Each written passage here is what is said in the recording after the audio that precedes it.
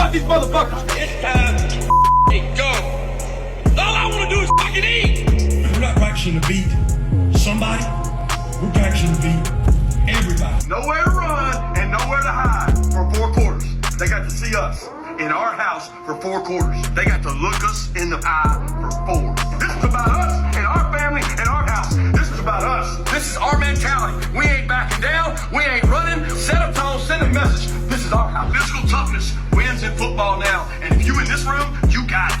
If you come in here, you better believe in it. Because this physical toughness is what makes the difference. Elite focus. That's all I'm doing to the guy across from me. I'm fixing to whip his ass. Not in my box. Not today. It's about us. It's about our family. We attack. You take that helmet and you strike them. And you strike them and you strike them. That's how you get respect. Now I am going to pick shit out of them. Physically, I want to break them. Everybody, welcome back in to this week's edition of How About That Dogs Cast. We have made it. When you started this year, everybody looked ahead.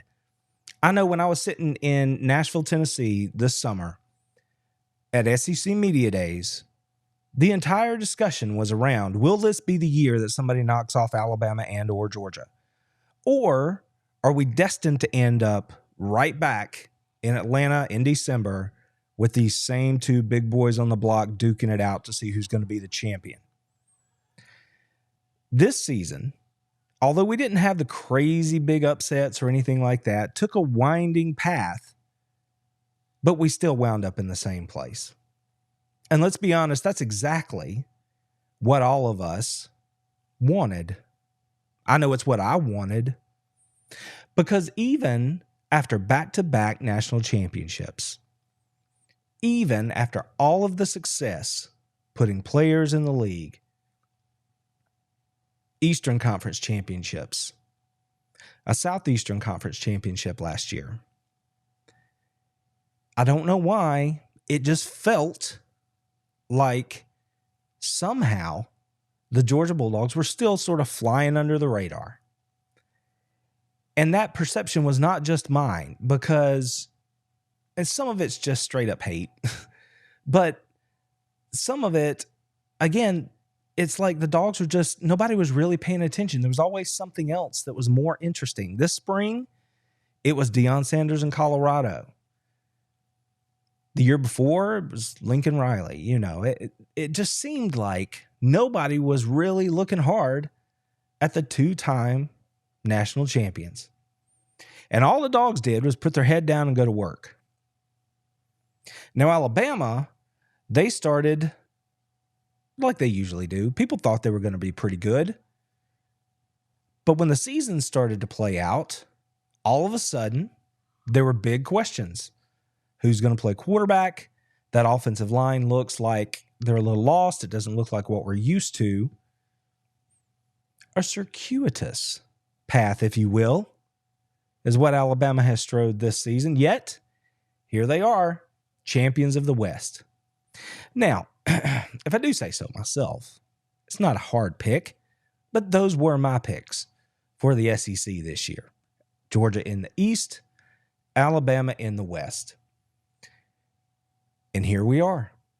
I know, and I've mentioned this on here before, for years, essentially the entire duration of Alabama's run of success since, 2010, 2009, the entire duration of that window of time, when people would ask me, if Georgia wins the East, who do you want them to play out of the West? I inevitably would say, I want them to face the best team. Most years, that turned out to be Alabama. And when it was a foregone conclusion that that was Alabama, my response was always, I'm absolutely happy to face Alabama, because that is the benchmark for college football, and I want my team to measure up against the best.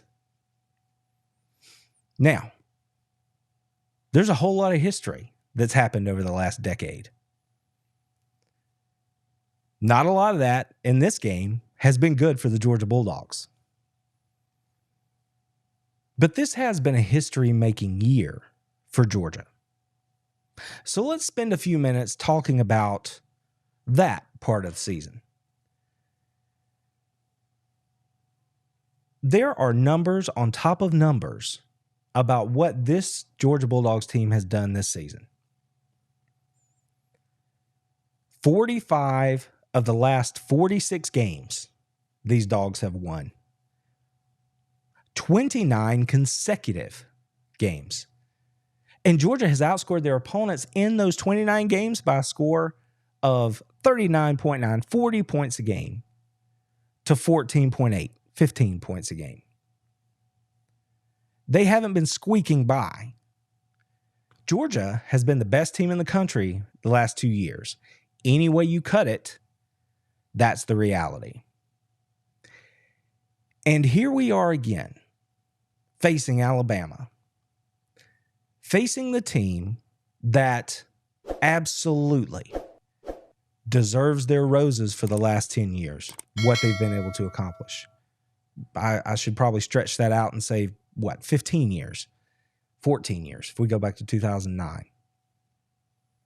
You've never heard me be disrespectful to that program or to Nick Saban, and I won't. What they have done is truly impressive. That's why I never really get all the chest thumping hate and arguing from Bama fans trying to, get under your skin. They're like, oh, you wish. I'm like, look, I'm not saying anything bad about your program. Let's not say anything bad about mine. Let's be honest about who these teams are. And what these two teams are is the best two programs in this conference over the last decade and the best two programs in the country. And they're squaring off again in Atlanta to decide it all this Saturday. Who doesn't want that? Doesn't matter who you're rooting for here. If you are a fan of college football and you are a legit fan of your team, then bring on all comers. Let's go play the thing. And that's what we have this weekend in Atlanta. A few more numbers, just to sort of put it in perspective. The Dogs have now won 15 consecutive road games.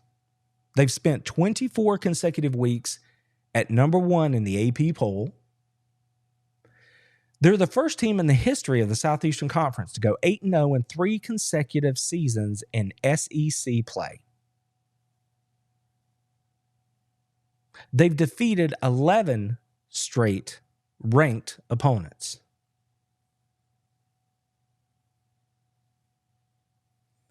This current streak that they're on, 29 games overall. 29 games. That's an SEC record. And they're currently tied, nationally speaking, with 3 other teams that have managed to win 29 consecutive games. Those teams would be Clemson from a couple years back, FSU from the early part of this century, and Miami. All 3 of those teams had a stretch where they won 29 consecutive games. There are only 2 streaks longer in the history of college football.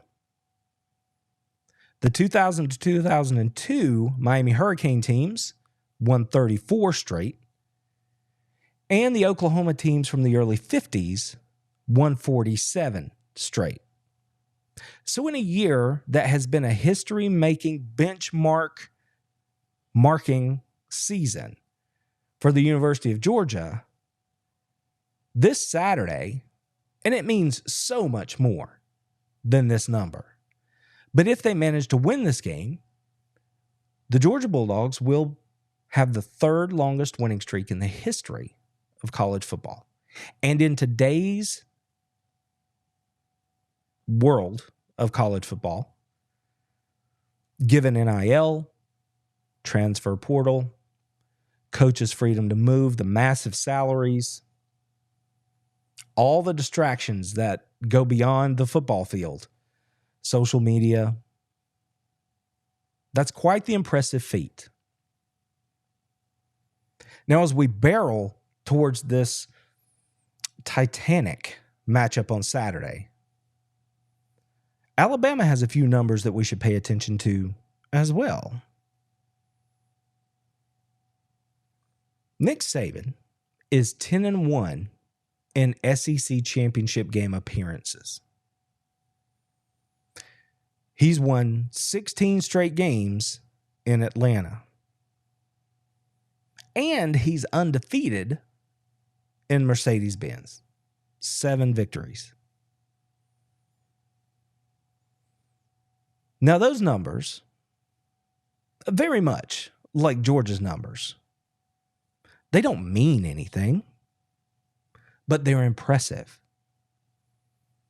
And it just shows you that if anybody wants to debate you about who the top 2 teams in this conference and the top 2 teams in this country, the top 2 programs in this country, who they are, these are the kind of numbers that sort of separate these 2 teams from everybody else. Like I said, I'm excited. If Georgia's going to go play for a championship, I want them to play the very best opposition they can play. Now, I understand everybody might not feel that way, but that's the only way I know to view it.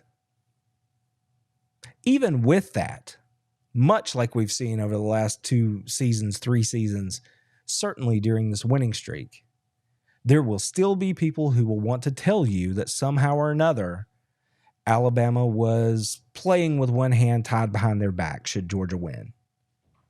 An injury, a coach's issue, whatever. Those people cannot be helped. They suffer from a victim's mentality. It's always somebody else's fault. So we're not going to waste any more time on them. Just know that they're out there. It can be frustrating to people who actually watch the games and follow the teams over long stretches, who actually understand how the sport works. Just do your best to pay them no mind. That's what I'll be trying to do.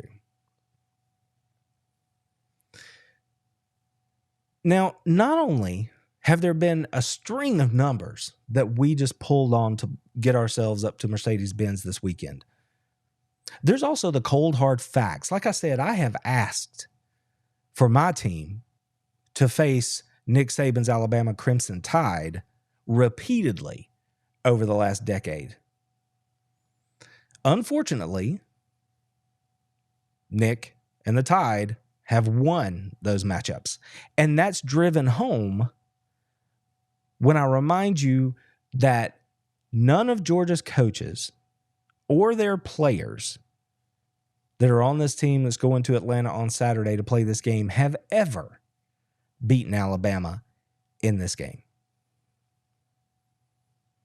Now, that may be, self-apparent if you stop and think about it, but most people don't.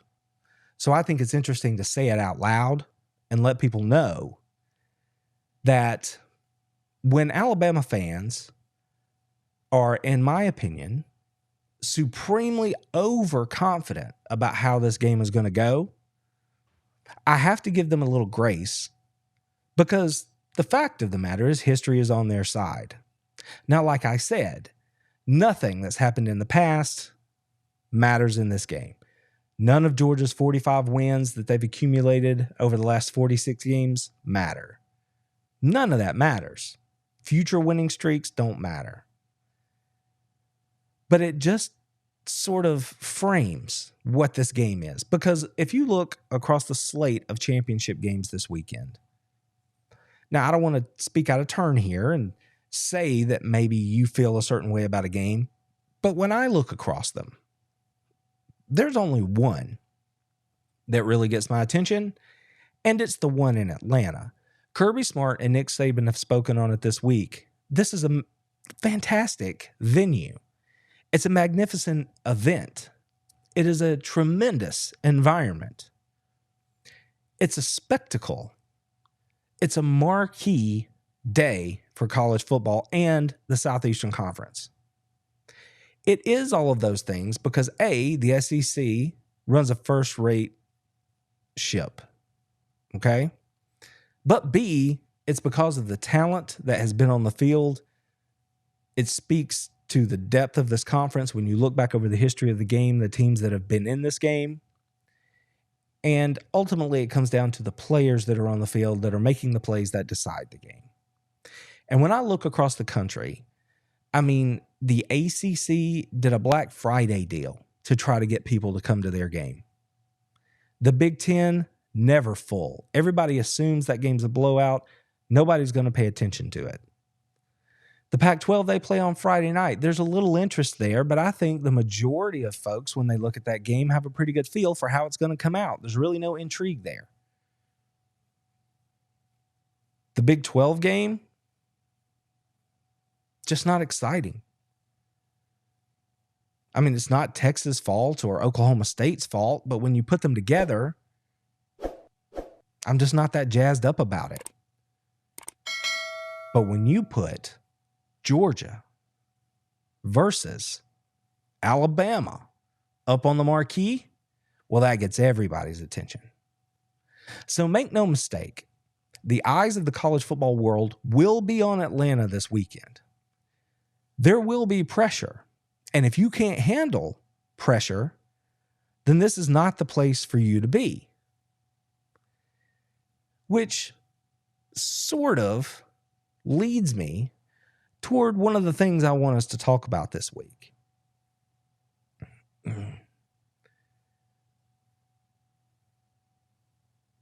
If you take a look, I'm going to pop it up on the screen here for the people who are watching the podcast live. These are those numbers I was talking about. An SEC record 29 straight victories. You don't win 29 straight games without knowing how to handle pressure. You don't have a track record like Nick Saban has in Atlanta without knowing how to coach in big games, without knowing how to prepare your team. Pressure is a privilege. I know that's how Kirby Smart and his staff and his players feel. I would assume that Nick Saban has something pretty similar going on over there in Birmingham right now. Or I'm sorry, Tuscaloosa right now. He's giving the same kind of message.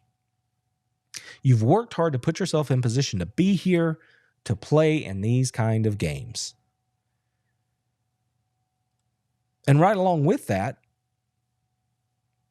this number here. The Dogs are the only team in the history of college football, at least in the modern era, since 1936, to start 3 consecutive seasons at 12-0. Do the quick math. That's 36 games. 36 times they trotted out on the field and just tried to be better on the next play than they were on the last. They stacked those plays, were successful, won those games. You don't know how to stretch out a number like that unless you are just, it's in your bones that process is more important than outcome. I just don't see how it's possible. So there's no doubt that this Georgia team will not be overwhelmed by the bright lights or the loud noises or anything else in Atlanta come Saturday.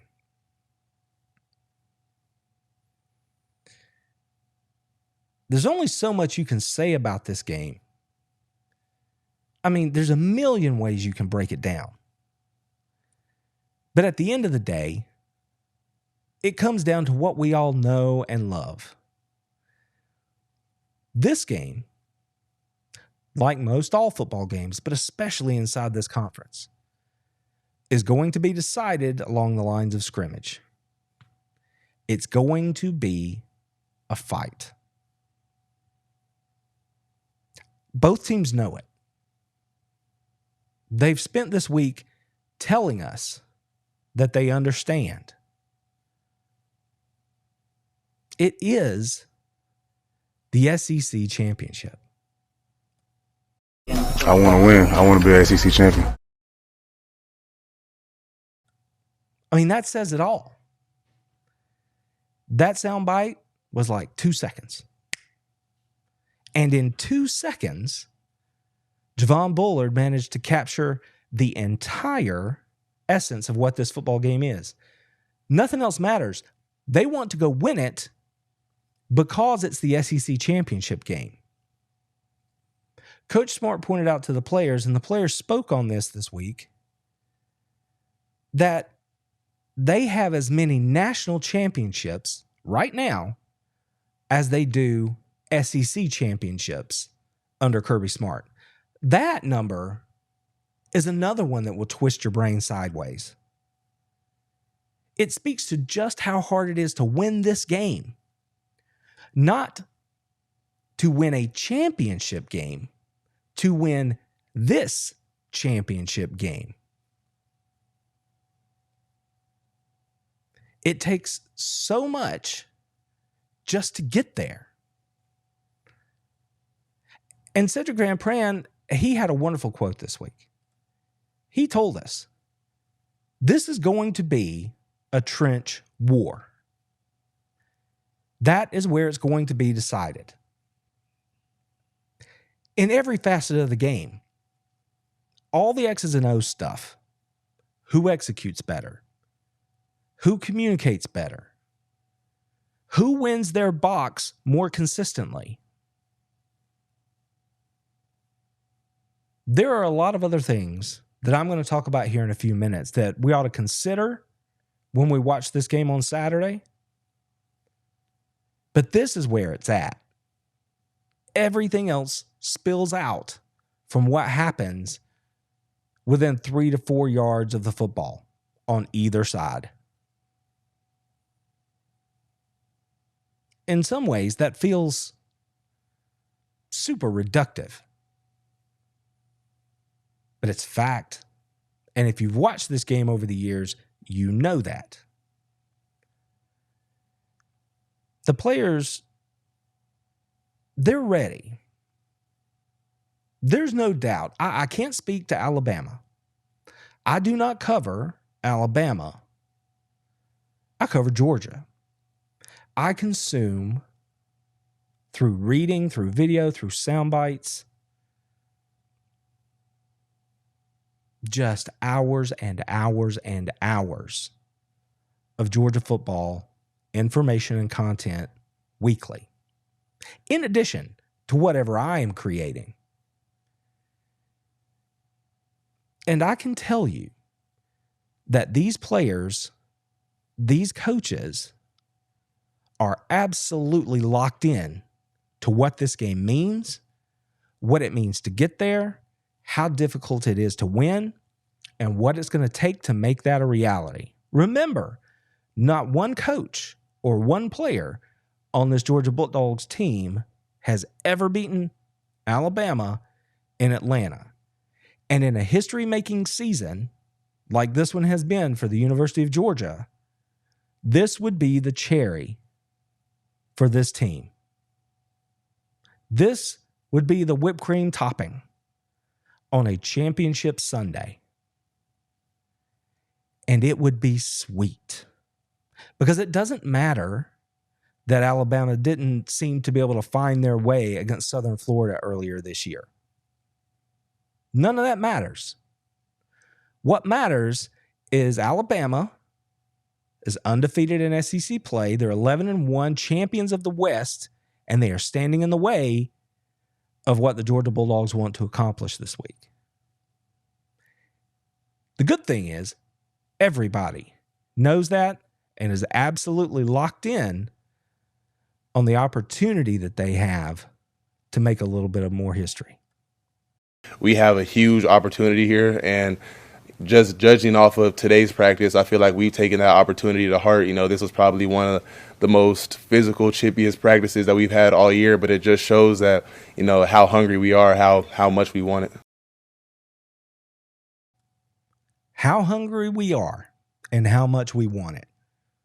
If you've been a competitor ever in anything, ever, you know that when there's a trophy on the line, when there's a challenge to you as a competitor, it just feels different. It's simply different. I understand one game at a time, the game that's in front of us is the most important, and it absolutely is. That's how the Dogs have won 36 consecutive regular season games. They get it. We as fans don't need to tell them.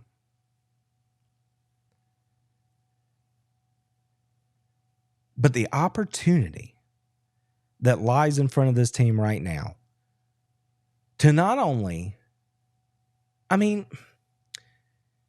they defeated Alabama to win the first title in 21.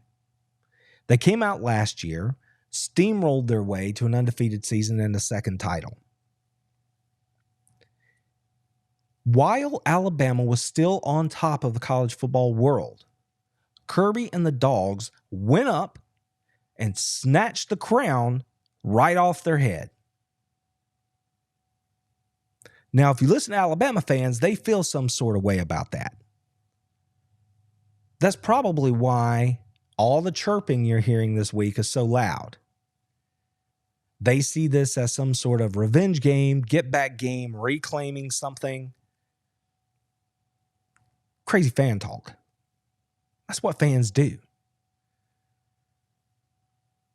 But the reality is, the Dogs went and took what they wanted and now have the opportunity, with Alabama on the field Saturday, to dispel any and every doubt about who the kings of college football are and which program is the dominant program in college football today. 60 minutes, one victory away from wiping all of that away. Now, I've seen a lot of people say that this is the national championship game. I don't know that I'm going to go so far as to say that. I will say that the other teams that are in contention for making the Final Four playoff, none of them have put a scare into me over the last month. I do respect them, but I don't think that any of them are a better team than what Georgia has. I don't know the numbers. I'm certain that the Dogs would be favored against all of those teams, just as they are favored over Alabama this weekend. And Alabama would probably be favored over those teams as well. There might be one exception among them. But I don't know that I can go so far as to say that this is the national championship game. What I will say, though, based on what I just told you, is that if Georgia wins this game on Saturday, I believe they absolutely will win another national championship. Now, obviously, we don't know who's going to be in the field. There are a team or two out there that matches up better and would present more issues for Georgia. But I still think Georgia outclasses them all.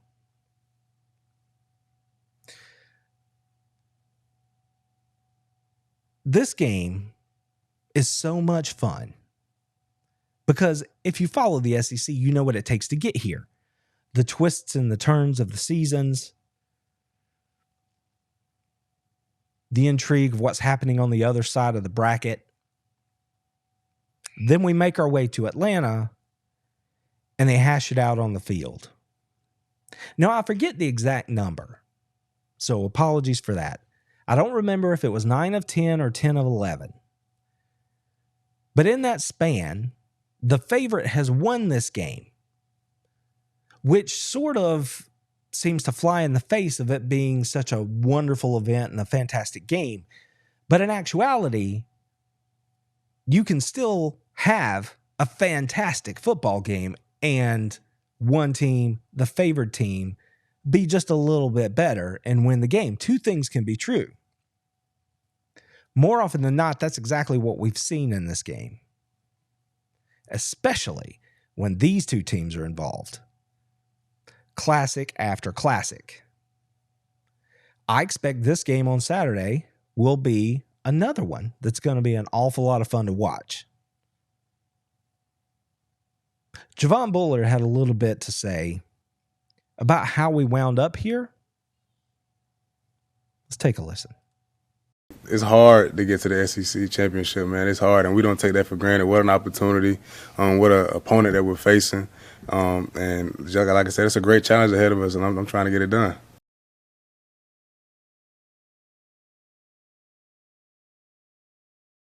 We have a huge opportunity here, and just judging off of today's practice, I feel like we've taken that opportunity to heart. You know, this was probably one of the most physical, chippiest practices that we've had all year, but it just shows that, you know, how hungry we are, how much we want it. I just had to go back and play that sound again, because when you hear them back to back like that, it just drives the point home. They know it's hard, but things worth having in this life generally are. And if you play football inside the SEC, and certainly if you play at these two schools, you expect it to be hard, and that's why you chose to come here. That's why you chose to come and play in the best league in the country.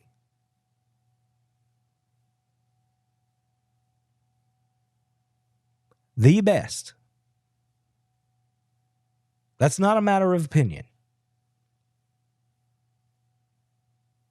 So yeah, these guys are ready.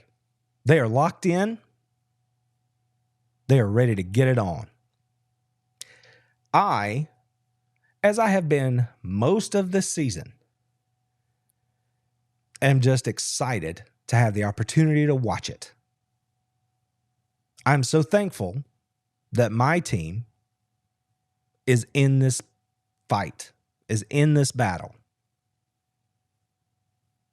Think about it. The other teams that didn't make their championship games, not only in the SEC, but across the country, if you're being honest with yourself, as much as you might love the sport overall, haven't you already sort of moved on from them? Isn't your entire focus right now on the championship game results? And as soon as these games end, of course, we'll just turn our attention to the playoff. That is the company that the Bulldogs keep right now. That's where we are. It's like you've heard me say, it's like Kirby Smart has said it. Yes, this is a championship game, but it's a big game because the Bulldogs are in it. Back-to-back national champions, defending conference champion, back in Atlanta to try to do it again. That makes it a big game. The fact that Alabama's on the other side just raises the stakes. Just lifts it on up, makes it that marquee game. It's exciting. I'm very, very excited. So let's take a second here. Let's take a second and talk about the game's going to play out on Saturday. Here are a few things that I think maybe you should watch for if you want to get a good understanding of how this thing's going to go. And maybe an inkling about who's going to win. Like how it's going to play out and who's going to get the job done in the end. I think for both teams, but especially for Georgia, given the way they have played this season and what we know about them. Remember, the island of knowledge, the shoreline of ignorance. What do we know? Well, here's what we know about Georgia. Offensively and defensively, they have been tremendous on third down. That is going to be big in this game. So success on the early downs, first down and second down, are going to be crucial to how this thing plays out. What do we know about Alabama? They have a very athletic quarterback, a big offensive line. They're really effective throwing the ball down the field. The intermediate game, not so much. So if you can win on first down and second down against the run game or against the deep shots that they may take, force them into a third and long, well, that raises your percentages on being successful and getting them off the field if you're the Georgia Bulldogs. So watch for success on the early downs for both teams, but especially for Georgia. One of the other things that's going to really sort of stick out in this game is going to be the play of Georgia's young linebackers. And I'm going to go ahead and throw in their young edge players as well. Damian Wilson, Marvin Jones Jr., possibly even Sam Mpemba. We saw last week against Georgia Tech, we saw it a little bit in the weeks prior. Sometimes your eyes can lie to you when you're trying to play defense. Lots of eye candy and movement. Now, I don't know that Alabama is going to attack Georgia the way Georgia Tech did. That's not what they do. But there's going to be bits and pieces of it where they're going to try to cross those young players up. So having good eye discipline, being where you're supposed to be, that's going to matter a lot for Georgia this weekend. And those two freshman linebackers, by the way, just think about that. I'm saying not one, but two freshmen, true freshmen linebackers are playing for Georgia. That speaks to both the quality of those individual players as well as the coaching to get them ready to do it, but also circumstance that has forced their hand a little bit. But here at the University of Georgia, put another great player in there, let them grow up. They have faith in those guys to execute the plan. And the reason they were pushing for playing time in the first place was because of the kind of athletes and players that they are. So if you have a mobile quarterback like Milroe, having speed at the linebacker position, which both of those two young men have, is only going to benefit you when it comes to actually being able to make plays on the field. So the play of those young linebackers is going to be huge on Saturday. And if Jalen Milroe, who has the longest play time per average in college football as far as holding the football before he throws it, he holds it longer than anybody else in college football. And if he attempts to do that this weekend, that's where you're going to see that speed from the inside guys if they happen to blitz, or from a guy like Damon Wilson off the edge, get a little pressure on Milroe. So I think you're going to see some splash there. Hopefully for the Dogs, it's going to be a good one. My other question, and we're going to know early on, but you should look out for this one. Is Georgia loaded for elephant on Saturday? Do they have all of their weapons? Does Ladd McConkey play? Does Brock Bowers play?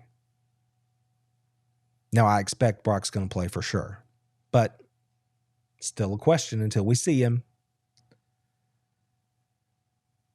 What about Ra Thomas? If Georgia has their full complement of weapons on Saturday, we've only seen that for maybe one half of football this season, and that one half was pretty explosive. If all those guys play, if the Dogs come loaded for elephant on Saturday, that's going to be a good sign of how this thing's going to go, in my humble opinion. Looking at Alabama specifically, again, based off of what we know about the Georgia team and the Alabama team, discipline is going to be huge in this game. Time and time again. Last season, it was Alabama's undoing. This season, it's reared its ugly head again. Oftentimes by a former Georgia Bulldog who's getting a little feisty for no reason. He plays wide receiver for Alabama this year. Which team is going to be more disciplined? This will be an emotional game. Everything is on the line. Top caliber talent. Athletes who expect to win. Who is going to be able to play smart, not make the dumb mistake to hurt their team? Watch for it throughout the game. It's going to be a big deal. Something else to keep an eye on is when a team has an opportunity to make a play, and it could be either team. Clearly, I'm talking about Georgia here, though, because Jalen Milroe, he presents an issue in that if you don't make a play when you have an opportunity, you come free on a blitz, you get pressure, you cannot let him escape. If you get home, you have to put him on the ground. When the play is there to be made, you have to make the play. That goes for every position. But I do think that the pressure is a little bit more on the Georgia defense in this instance to do that. When they have an opportunity to get Milroe on the ground or not let him extend plays, they have to make that play. And we have seen over the course of the year, especially over the back half of the year, this Georgia football team tackle much better, more like what we're used to seeing in open space. So I'm confident, but they still have to go make that play. And here's something that I don't know that this is a definitive statement on my part, but it's something worth considering. What about Alabama versus good quarterback play? The best two quarterbacks they played this year would be Ewers of Texas and Jaden Daniels at LSU. And both of those players had pretty good days against that Alabama defense.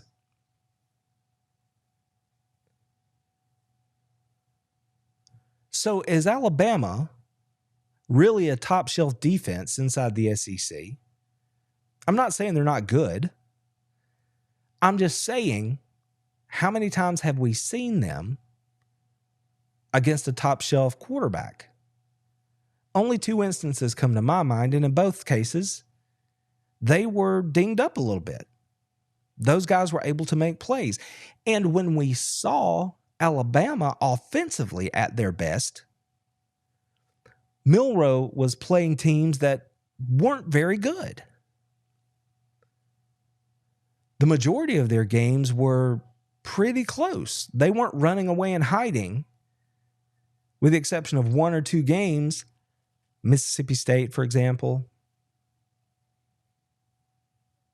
Kentucky, I guess. But now, with the advantage of retrospect, we can look back and see that those defenses are not world beaters. So what has Milroe done against a quality defense?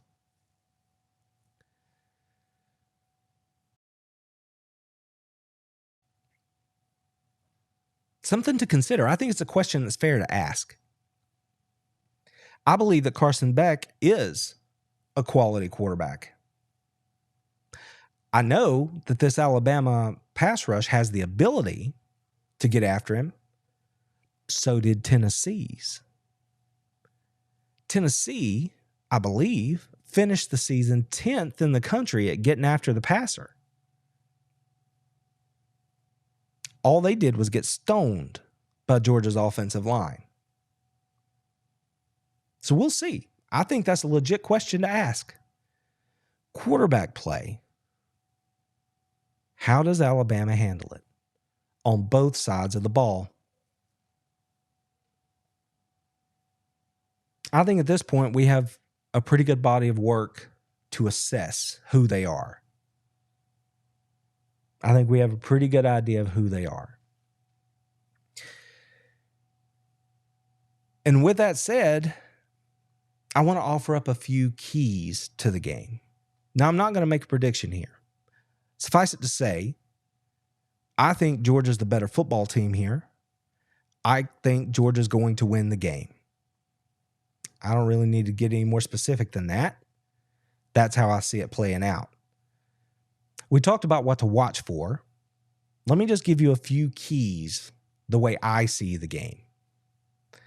Explosive plays, as they are in every game, but in this game in particular, will be very important because they can come a myriad of ways. We know that Jalen Milroe, although not great at the intermediate game, short game, he can throw it over the top pretty well as anybody in the country. We know that if he gets outside the pocket, especially against man coverage, he can make explosive plays in the run game. Georgia's ability to mitigate those plays will go a long way toward them winning this game. We know that Georgia has the ability to create explosive plays in both the pass game and the run game, which spins us back to, do they have all their weapons available to them? And if they do, Georgia's ability to spread the ball around, run the ball effectively, and then connect on big plays, well, if those things are happening, Georgia wins this game. I think special teams are going to be a big factor in this game. The hidden yardage that's going to be provided through the punt game, through the kickoff game, it's going to be a big deal. You've probably heard it, but in case you hadn't, I'm going to let you know now. Georgia is the only team in the country that did not allow a single yard in return yardage in the punt game this year. Not one. That's due to hang time on the ball, superior play by Georgia's gunners, and effort. On the flip side of that, we know that Georgia has had a few explosive plays in the return game. We saw one last week from Dylan Bell. We've seen it earlier in the year from Mekhi Muse. The hidden yardage that Georgia can accumulate in this game, in the kicking game, will be huge. When we look at Alabama, we also know that they have had some questions when it comes to their return game. So it's going to be interesting. I think it's going to be a key. It goes without saying that if you manage to block a kick in a game like this, well, your odds of winning that game essentially go through the roof. So if either of these teams manage to block a kick, that's going to be a big tell in the direction of the game as well. I think that the Dogs are not going to do what Alabama or Auburn did to Alabama last weekend. Think of the last play. They actually ran that play 6 different times, or that defense rather, for Auburn, like 6 different times earlier in the game. They were comfortable with the results. And then at the end of the game, allowing Jalen Milroe to stand back there for 7-8 seconds before deciding to throw the football was their undoing. Georgia will not do that. I absolutely expect that they're going to speed up Milroe's clock. They're going to come at him with some looks he has not seen. Remember what I said about those players, those young linebackers getting home, making a play when they have an opportunity. I think that's what you're going to see from this Georgia defense. If you're going to throw the ball down the field, which is Jalen Milroe's best attribute in the passing game, you have to hold it to allow those routes to develop. I don't think Kirby Smart, Glenn Schumann, Will Muschamp are going to just hand that to Jalen Milroe and give him time to sit back there and throw that deep ball. That's where those young edge rushers come in I was talking about. You may only have impact on 3 plays in a game from a pass rusher's perspective, but that impact can be massive. That might be what we see from these freshmen this Saturday. I don't think they're going to let Milroe stand back there. They're going to heat him up, force him to do what he's not great at, which is that intermediate to short game in the passing game. Maybe speed up his clock, force his hand, could lead to a turnover. That's what I think they're going to do.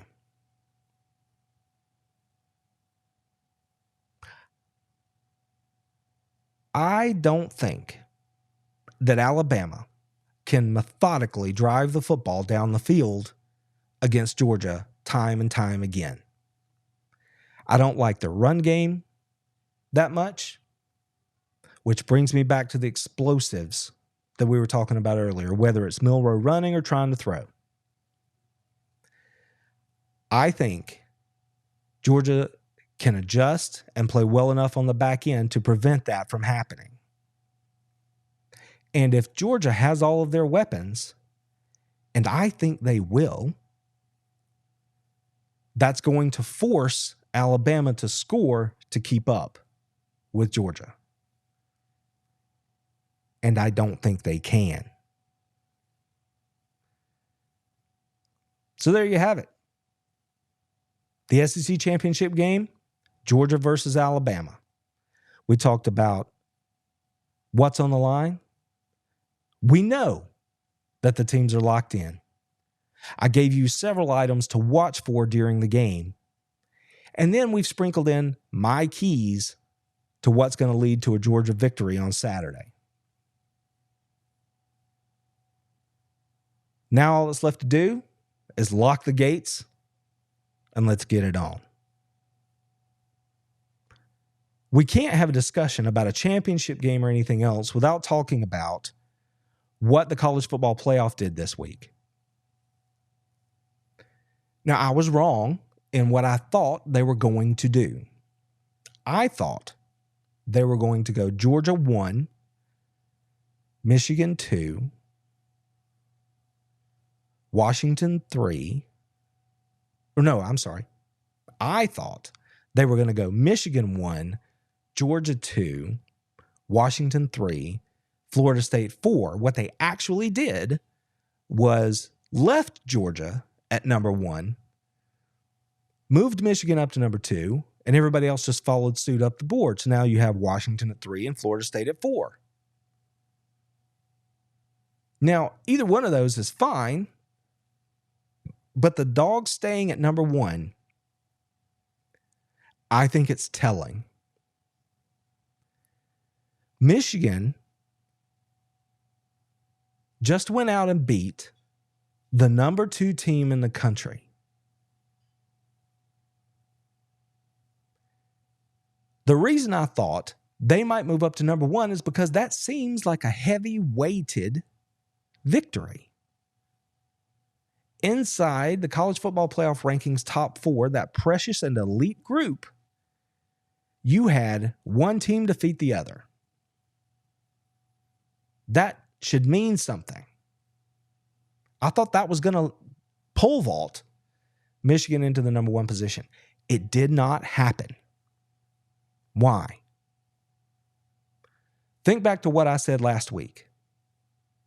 I talked about the fact that when you have what Georgia is,